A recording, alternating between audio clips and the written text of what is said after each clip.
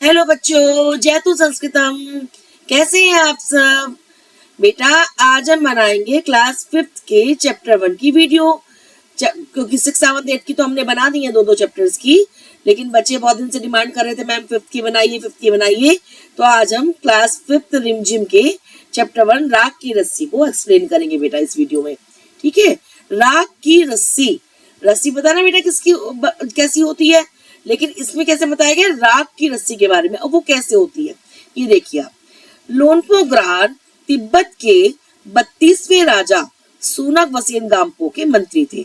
लोनपोगार एक व्यक्ति हैं जो कौन थे? तिब्बत तिब्बत के 32वें, जो 32 नंबर के राजा थे, किंग थे।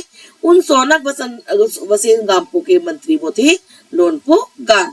वे अपनी चालाकी और हाजिर जवाबी के लिए दूर दूर तक मशहूर थे। बहुत चालाक थे वो। और हाजिर जवाब मीन्स कोई भी उनसे कुछ भी कहे, उनके पास उसका जवाब हमेशा तैयार रहता था।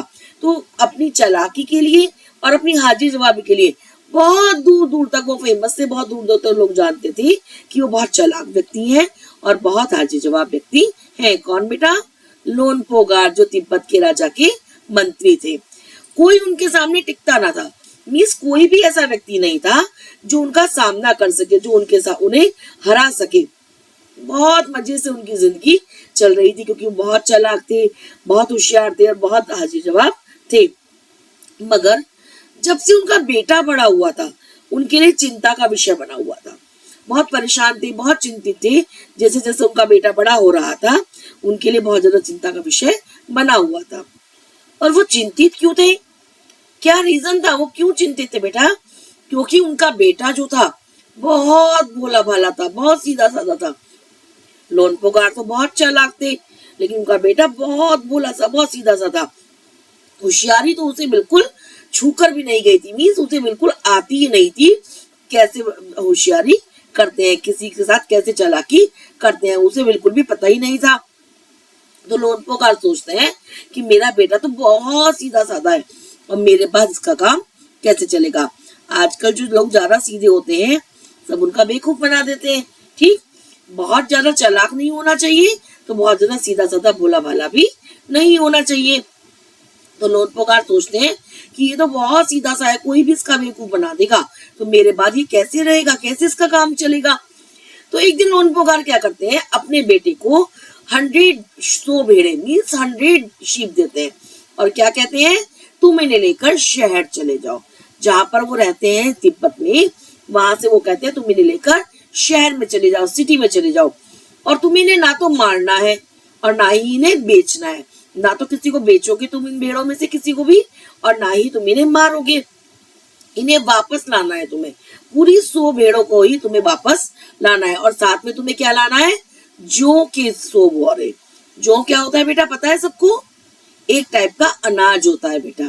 ठीक है, जैसे गेहूं ये सब अनाज होते हैं, तो ऐसे ही जौ भी एक टाइप का अनाज होता है। तो वो कहते हैं जौ के 100 बोरे तुम्हें साथ में लेकर आने हैं और इन भेड़ों को भी तुम्हें साथ में लाना है। लेकिन वो उसे पैसे नहीं देते। अब बिना पैसों की भाई वो कैसे लेकर आएगा? और साथ में उसे क्या कहते हैं, यदि तुम नहीं लेकर आए तो तुम्हें मैं अपने घर में घुसने ही नहीं दूंगा, मैं तुम्हें एंट्री नहीं दूंगा अपने घर में। तुम जाओ इन भेड़ों को लेकर और 100 जौ के बोरे भी साथ में लेकर आना और इन भेड़ों को भी बिना मारे या बिना बेचे वापस लेकर आना। वो अपने बेटे को शहर की तरफ रवाना कर देते हैं, शहर की ओर भेज देते हैं। अब क्या होता है, अब बेटा वो था उनका, वो शहर पहुंच जाता है। लेकिन क्या करे, उसके पास तो पैसे थे ही नहीं जौ खरीदने के लिए। जौ कहाँ से खरीदे वो? तो वो क्या करता है, बहुत परेशान हो जाता है, क्योंकि सीधा साधा था, चालाकी तो उसको बिल्कुल आती ही नहीं थी, तो चालाकी कर नहीं सकता था। तो वो इस समस्या पर सोचने के लिए, विचारने के लिए सड़क के किनारे बैठ जाता है। जैसे कोई बहुत बड़ी प्रॉब्लम आ जाती है और आप लोग उसको सोचने के लिए सोचते हैं ना, बैठ के सोचते हैं कि आराम से कि इसको क्या करना चाहिए, तो ऐसे ही वो सोचने के लिए बैठ जाता है। लेकिन उसे कोई हल मीन्स कोई भी उपाय, कोई भी उसका समाधान उसे नजर ही नहीं आ रहा था, कुछ समझ में नहीं आ रहा था कि मैं क्या करूं, कि ना तो मैं भेड़े बेचूं, ना इन्हें मारूं, और ना ही कहीं से मेरे पास पैसे आ सकते हैं, तो मैं जौ की 100 बोरे कैसे खरीदूं। तभी वो देखता है, बहुत परेशान हो जाता है, बहुत दुखी हो जाता है कि कि मैं पापा को शक्ल अपनी कैसे दिखाऊंगा अपने पिताजी को। तभी एक लड़की वहां पर उसके सामने आकर खड़ी होती है। वो पूछती है, क्या बात है, तुम इतने दुखी क्यों हो, तुम इतने परेशान क्यों हो। तो जब वो लड़की पूछती है तो लोन पोगार का जो बेटा होता है वो उन्हें अपना सारा हाल बता देता है उस लड़की को, कि कैसे उसके पिताजी जो हैं उन्होंने उसे 100 भेड़ दी है और शहर भेजा है कि ना तो इन भेड़ों को मारना है और ना ही इन्हें बेचना है, लेकिन साथ में 100 जौ के बोरे भी लेकर वापस आना है। तो लड़की कहती है, अरे इतना परेशान क्यों हो रहे हो, मैं इसका अभी हल निकाल देती हूँ। मीन्स मैं अभी तुम्हें समाधान बता देती हूँ, अभी उपाय बताती हूँ कि तुम्हें क्या करना है, इतना दुखी होने की तो कोई बात ही नहीं है। ठीक। और वो लड़की यह कहकर भेड़ों के जो बाल होते हैं उन्हें उतार लेती है। क्या बनता है भेड़ों के बाल से, बताइए बेटा, क्या होता है भेड़ों के बाल से? ऊन बनती है, वूल, जिससे हम स्वेटर बनाते हैं, सर्दियों में पहनते हैं ना हम स्वेटर, तो वो भेड़ों के बाल से ही बनती है। तो वो करती है, भेड़ों के बाल उतार लेती है और उन्हें बाजार में बेच देती है। भेड़ों के बाल से जब वूल बनती है तो वो तो बिकेंगे ना, तो क्या होता है, उनसे उसे जो रुपए मिलते हैं वो उससे जो के 100 बोरे खरीद लेती है और उसे घर वापस भेज देती है जो के 100 बोरों के साथ। अब लोन पोगार के बेटे को क्या लगता है कि मेरे पिताजी बहुत खुश होंगे कि ना तो मैंने भेड़ों को मारा, ना इन्हें बेचा, और मैं जो के 100 बोरे भी ले आया और भेड़ों को भी सही सलामत वापस ले आया। वो तो सोचता है पिताजी बहुत खुश होंगे। ठीक। लेकिन क्या होता है, लोन पोगार कुछ भी ध्यान नहीं देते कि उसके साथ क्या हुआ। वो तो बस उठते हैं और कमरे से बाहर चले जाते हैं, क्योंकि वो समझ जाते हैं कि इसकी किसी ने हेल्प की होगी। ये तो वहां सीधा है, इसमें तो चालाकी है ही नहीं, तो ये कैसे लेके आया, इसकी किसी ने हेल्प की होगी। दूसरे दिन वो फिर से अपने बेटे को बुलाते हैं और कहते हैं, पिछली बार तुमने भेड़ों के बाल उतार के बेचे थे ना, वो मुझे बिल्कुल भी अच्छा नहीं लगा, मुझे बिल्कुल पसंद नहीं आया कि तुमने भेड़ों के बाल बेच दिए, और तुम उन्हीं भेड़ों को लेकर जाओ। ठीक। और जो के 100 बोरे भी साथ में लेकर आना। मीन्स अब की बार भी उसे पैसे नहीं देते और वो बाल जिनके उतर गए थे उन्हीं भेड़ों को उसको देते हैं और कहते हैं, इन्हीं के साथ तुम दोबारा शहर जाओ और इन भेड़ों को भी मारना है, बेचना नहीं है, और साथ में क्या करना है, जो कि 100 बोरे लेकर तुम्हें वापस लौटना है। अब क्या होता है, वो फिर से बिल्कुल निराश सा, दुखी सा लोन पोगार का बेटा शहर में उसी जगह पर जाकर बैठ जाता है जहां पर वो लड़की उसे पहली बार मिली थी। ठीक। अब पता नहीं क्यों उसे लगता है कि शायद वो लड़की उसकी हेल्प करने के लिए दोबारा से वहां पर जरूर आ जाए। वो सोचता है कि वो जरूर आएगी, उसे अंदर से लगता है कि वो लड़की जरूर आ जाएगी और आज भी मेरी हेल्प कर देगी। तो वो उसी जगह पर जाकर बैठता है और सोचने लगता है कि मुझे क्या करना चाहिए। और क्या हुआ, जैसा वो सोच रहा था वो लड़की दोबारा से आ जाती है और वो फिर से उसे अपनी मुश्किल सुनाता है कि क्या होता है कि अब की बार तो बिना जो के 100 बोरों के पिताजी मुझे घर में ही नहीं घुसने देंगे। वो उसे बताता है कि यदि मैं जो के 100 बोरे नहीं लेकर गया और भेड़ों को सही सलामत नहीं लेके गया तो वो पिताजी मुझे घर में घुसने ही नहीं देंगे। तो लड़की सोचती है कि अब क्या किया जाए, लेकिन वो कहती है, एक तरीका है, एक हल है मेरे पास। और वो क्या करती है, भेड़ों के सिंग काट लेती है। अब की बार, पहली बार क्या काटा था बेटा उसने, भेड़ों के बाल काटे थे, और अब क्या काटती है, सिंग काट लेती है। और फिर उन सिंगों को बेचकर जो पैसे उसको मिलते हैं उनसे वो 100 बोरे जौ की खरीदती है और क्या करती है, लोन पोगार के बेटे को वो बोरे दे देती है और उसे घर वापस भेज देती है। ठीक। अब क्या होता है, जब लोन पोगार का बेटा आता है घर वापस तो वो भेड़े और जौ के बोरे अपने जब पिताजी को देता है तो बहुत खुश होता है कि अब की बार तो पिताजी जरूर खुश होंगे कि मैं दोनों बार उन्होंने मुझे भेड़े और कुछ काम दिया और मैं वो दोनों बार वो काम उनकी इच्छा के अनुसार पूरा करके आया हूँ।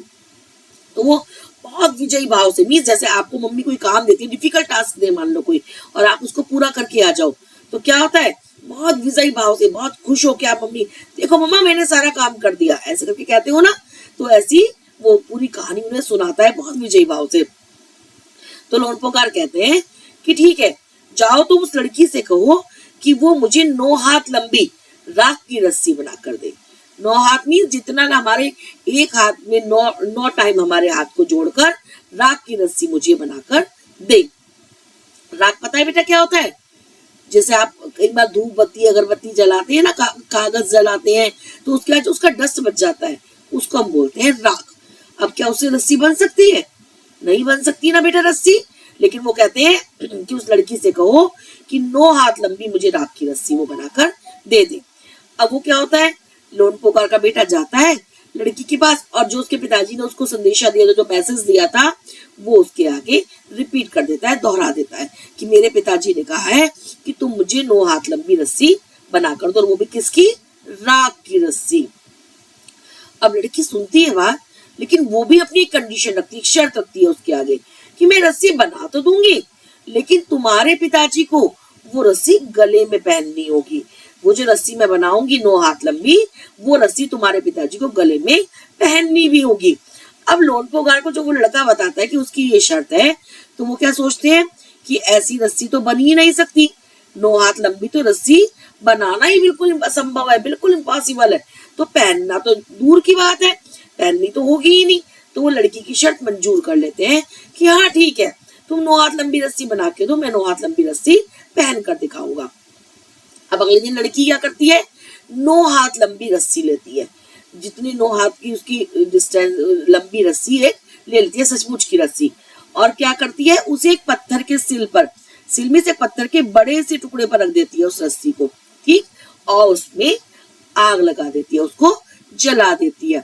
अब रस्सी तो जल जाती है, लेकिन जहां जहां वो रस्सी रखी हुई थी जैसे लंबाई में, उतनी ही उसी शेप की राख वहां पर बचती चली जाती है। तो क्या लगता है, जैसे ये राख की रस्सी बन गई 9 हाथ लंबी।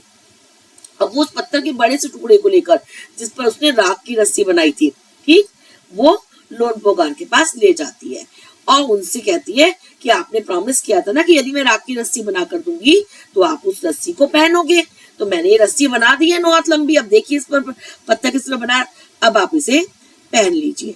अब लोन पोगार तो बेचारे बहुत आश्चर्यचकित हो जाते हैं कि अरे लड़की तो बहुत होशियार है, बहुत चालाक है, इसने तो रस्सी बना भी दी, और वो तो उन्हें तो पता था।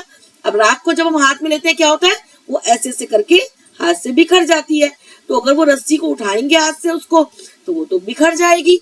अब उसे पहनना तो बहुत बिल्कुल पहन ही नहीं सकती। तो वो क्या कहते हैं, लड़की की समझदारी जो वो के आगे उनकी चालाकी धरी रह गई। मींस लड़की उनसे भी ज्यादा होशियार थी, उनसे भी ज्यादा समझदार थी, लोन पुकार की चालाकी तो कहीं बहुत पीछे छूट गई, बहुत पीछे रह गई। तो वो क्या कहते हैं, बिना वक्त गंवाए वो देर नहीं करते, और उसको क्या कहते हैं लड़की को कि मेरे बेटे से शादी तुम कर लो। अपने बेटे की शादी का प्रस्ताव उस लड़की के आगे रखते हैं कि तुम मेरे बेटे से शादी कर लो। क्यों करते हैं बेटा ऐसा, जिससे कि वो लड़की बहुत होशियार थी और लोन पुकार का जो बेटा था वो बिल्कुल सीधा साधा था, बिल्कुल भी चालाक, बिल्कुल भी होशियार नहीं था। तो वो ऐसा क्यों करते हैं, ताकि लड़की के साथ शादी करके लोन पुकार का बेटा भी उसके साथ आराम से रह सके, कोई उसे बेवकूफ ना बना सके, कोई उसे धोखा ना दे सके, और फिर उन दोनों की शादी हो जाती है। बेटा समझ में आई स्टोरी आपको। अब देखिए इसके नीचे जो बेटा एक्सरसाइजेस दी हुई है, जो क्वेश्चन आंसर एक्सरसाइज वगैरह दे रखी है, वो हम सारी नहीं करेंगे, आपको थोड़ी सी एक्सप्लेन कर देती हूँ मैं, जिससे आप उनको अपना आप कीजिएगा।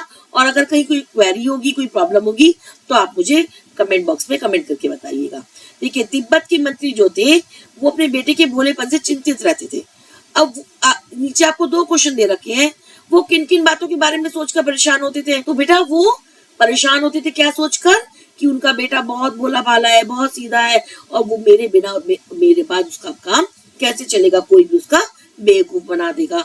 और यदि मंत्री की जगह होती तो क्या उपाय करती, भाई मंत्री ने अपने बेटे को ऐसे होशियारी सिखाई, अब आप होते तो आप क्या करते, ये आपको अपने वर्ड्स में बताना है। अब नीचे फिर दे रखा है, मंत्री ने अपने बेटे को शहर की तरफ रवाना किया। फिर से 2-3 क्वेश्चन दे रखे हैं, शहर क्यों भेजा था, बताइए क्यों भेजा था शहर, जिससे वो दुनियादारी सीख सके, समझदारी होशियारी सीख सके, ठीक। और भेड़ों के साथ ही शहर में क्यों भेजा था, ताकि वो पता कर सके कि ये अपनी बुद्धि कहाँ तक चला सकता है, कितना ये चालाकी कर सकता है। ऐसे करके फिर 3rd क्वेश्चन आपको दे रखा है, घर के बड़े लोग पहले कहाँ रहते थे, ये अपने घर में पता करो, ठीक। अपने पास पड़ोस में पता करो जो व्यक्ति दूसरी जगह जाकर बस गया हो। मीन्स जैसे होता है ना, कोई कोई व्यक्ति हमारे साथ रहते हैं, फिर उनका ट्रांसफर हो जाता है या किसी और कारण से वो कहीं और जाकर रहने लगते हैं, ठीक। या फिर हमारे आस पड़ोस में कहीं बाहर से कोई व्यक्ति आकर रहने लगते हैं, तो उनसे पता करो कि भाई वो क्यों रहे यहाँ पर, वो अपने डिसीजन से खुश है या नहीं है, ठीक। ऐसे करके आपको ये सारी एक्सरसाइजेस बेटा करनी है। जहां भी कोई दिक्कत हो आप मुझसे पूछ सकते हैं। और यदि आपको चैप्टर एक्सप्लेनेशन समझ में आई हो अच्छे से, आपके लिए हेल्पफुल रही हो, तो कमेंट बॉक्स में कमेंट करके बताइएगा। ठीक, कहीं कोई क्वेरी हो तो भी आप मुझे बताइएगा बेटा। ठीक है बेटा।